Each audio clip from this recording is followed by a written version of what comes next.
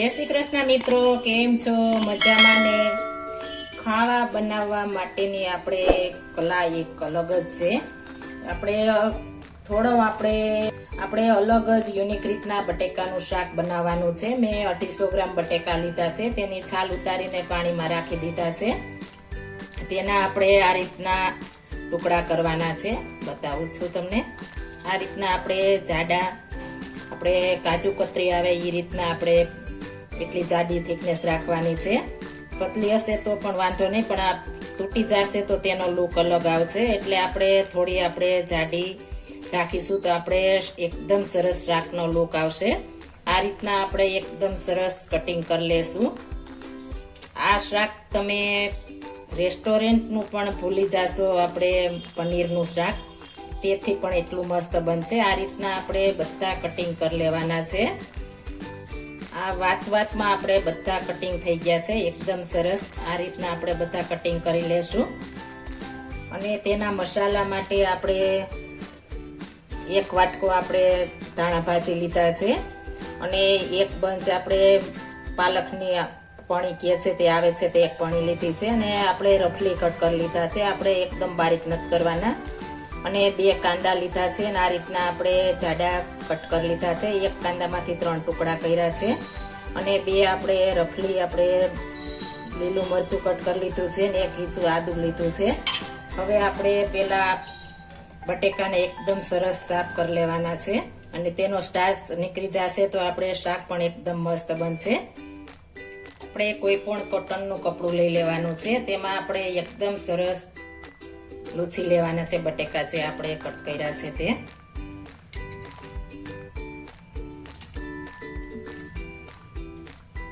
આપણે લૂછીને કરશું તો આપણે ફટાફટ જળી જશે, અને આપણું તેલ પણ ઠંડુ નહીં પડે. એટલે આપણે આ રીતના લૂછી લેશું એકદમ સરસ. આપણે સરસ લૂછાઈ ગયા છે. આપણે એક પ્લેટમાં લઈ લેશું. 4 ટેબલ સ્પૂન તેલ લઈ લીધું છે. હવે આપણે સેલો ફ્રાય કરીશું બટેકા. આપણું તેલ ગરમ થઈ ગયું છે. હવે આપણે બટેટા આપણે જે કટ કર્યા છે તે આપણે સેલો ફ્રાય કરી લેશું.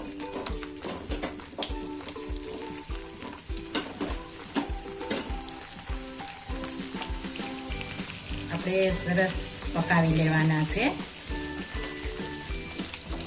આ રીતના આપણે સતત હલાવતા લેશું એટલે એકદમ સરસ આપણે ફ્રાય થઈ જશે.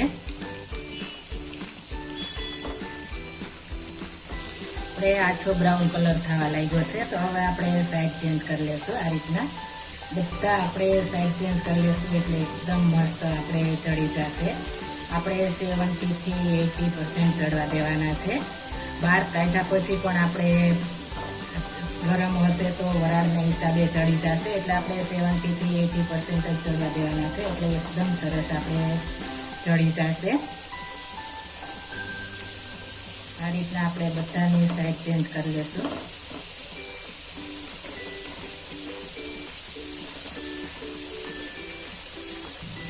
જો તમારે સેલો ફ્રાય ન કરવા હોય તો તમે સ્ટીમ કરીને પણ બનાવી શકો છો. આ રીતના આપણે 70 થી 80% ચડવા દેવાના છે સ્ટીમ કરીએ તેમાં પણ. એટલે એકદમ સરસ આપણે આ બટેકાનું યુનિક શાક તૈયાર થઈ જશે. આપણે મસ્ત સરસ તૈયાર થઈ ગયા છે. આ રીતના આપણે ફ્રાય થવા દેશું. ગેસની ફ્લેમ આપણે ધીમી કરી નાખીશું. એક વાસણમાં કાઢી લેશું. આપણે એકદમ ક્રન્ચી ઉપરનું કોટ થઈ જાય છે.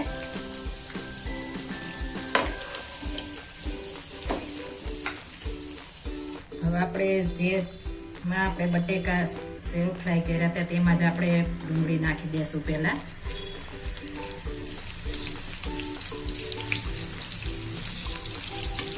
ડુંગળી મરચું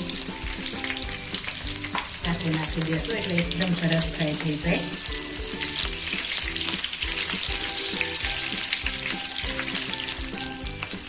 ડુંગળીને મરચું ફ્રાય થઈ જાય ત્યારબાદ આપણે આદુ, પાલક અને ધાણા ભાજી બધું આપણે સાથે નાખી દઈશું. એકદમ સરસ આપણે પાલક અને ધાણા ભાજી શાક કરી પછી જ આપણે લેવાના છે. આપણે એકદમ સરસ પાલકને ધાણા ભાજી સરસ આપણે ધોઈ લીધા છે, એટલે આપણે સરસ ગ્રેવી બને.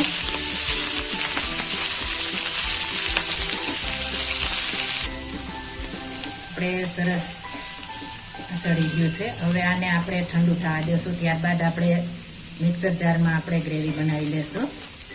આપણે આ ઠંડુ થાય ત્યાં સુધીના આગળ મસાલા બનાવી લઈએ. આપણે દહીં લીધું છે. આપણે ભેંસનું દહીં હોય તે લેવાનું છે.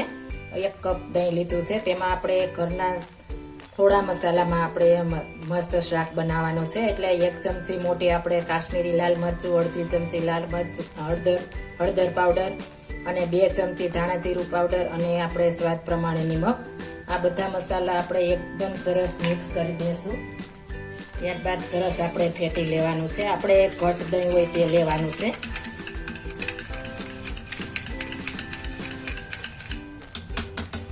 આપણે સરસ દહીં તૈયાર થઈ ગયું છે. હવે આપણે વઘાર માટેના મસાલા જોશું. તો આપણે 1 તજનો ટુકડો લીધો છે, 7 થી 8 લવિંગ, 2 લવિંગ અને 7 થી 8 મરી, કાળા મરી અને 1 સફેદ મરી નાખ્યું છે અને 2 ઇલાયચી આપણે આ રીતના તોડીને નાખવાની છે, એટલે એકદમ મસ્ત ફ્લેવર આવે. હવે આપણે ગ્રેવી બનાવી લેશું. ગ્રેવીમાં આપણે પાણી ઉમેરવું નહીં પડે. આપણે ધાણા ભાજી અને પાલકમાં પાણી જોઈએ છે, એટલા માટે 1 મિક્સર જાર લીધું છે. તેમાં આપણે જે ફ્રાય કર્યા છે બધા ધાણા ભાજી, પાલક ને લસણ, ડુંગળી એ બધું નાખી દઈશું.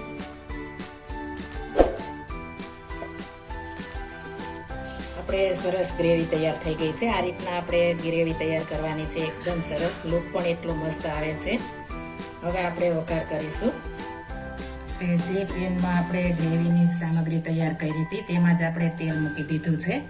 3 ચમચી મૂક્યું છે. તેમાં આપણે હવે જે ગ્રેવી કર્યું છે તે નાખી દઈશું.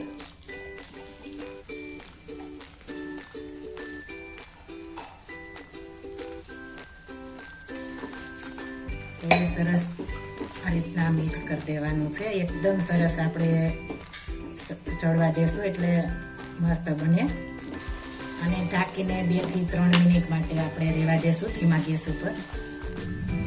હવે આપણે મસાલા નાખીશું. આપણે તેલમાં નથી નાખવાના, આ રીતના મસાલા નાખીશું એટલે આપણે મસ્ત બની જશે.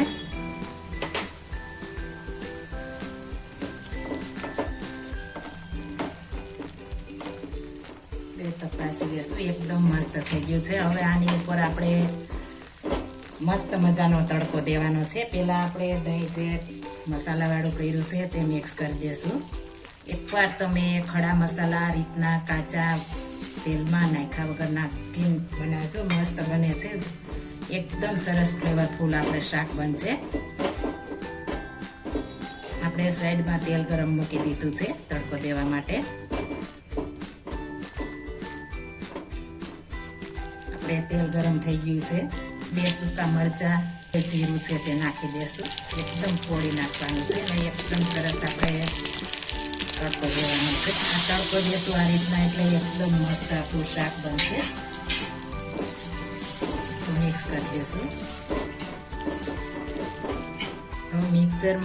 મિક્સર જાર છે તેમાં મેં 1/2 કપ પાણી નાખ્યું છે. પાણી નાખીશું તો એકદમ મસ્ત આપણું ગ્રેવી બનશે, એટલે આપણે જારમાં મિક્સ આપણે કરીને નાખ્યું છે. હવે આપણે 4 મિનિટ માટે ઢાંકીને એકદમ મસ્ત ધીમા ગેસે આપણે ગ્રેવી ચડવા દેશું. આપણે 4 મિનિટ થઈ ગઈ છે. એકદમ મસ્ત લુક અને આપણે કિચનમાં તો એટલી મસ્ત સુગંધ આવવા માંડી છે કે આપણે ફટાફટ ખાઈ લઈએ. હવે આપણે ક્રીમ નાખીશું. જો તમારી પાસે ક્રીમ ન હોય તો મલાઈ પણ નાખી શકો છો. હવે તેને ફરી આપણે ઢાંકીને 1 મિનિટ માટે રહેવા દેશું. ક્રીમ નાખવાથી એકદમ આપણું બટેકાનું શાક મસ્ત બનશે, એટલા માટે ક્રીમ નાખશું. આપણે 1 મિનિટ થઈ ગઈ છે. મસ્ત આપણું શાક પણ તૈયાર થઈ ગયું છે. હવે જે આપણે બટેકા ફ્રાય કરેલા છે તે તેમાં નાખી દેશું. તમે જોઈ શકો છો એકદમ સરસ આપણે બફાઈ ગયા છે. એટલે આપણે 70 થી 80 સુધી ચડવા દેવાના છે. આ રીતના આપણે બધા બટેકા અંદર નાખી દઈશું.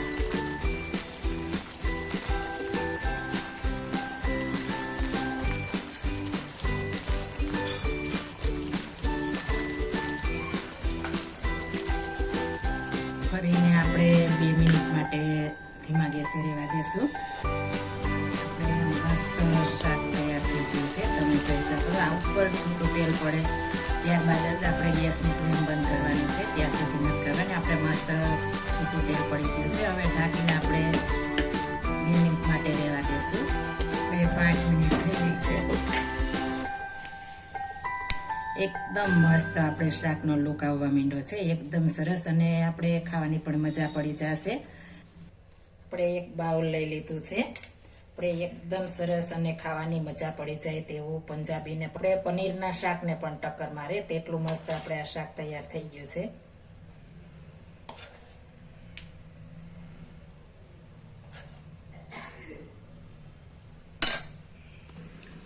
તો તૈયાર છે આપણું બટેકાનું યુનિક રીતના શાક.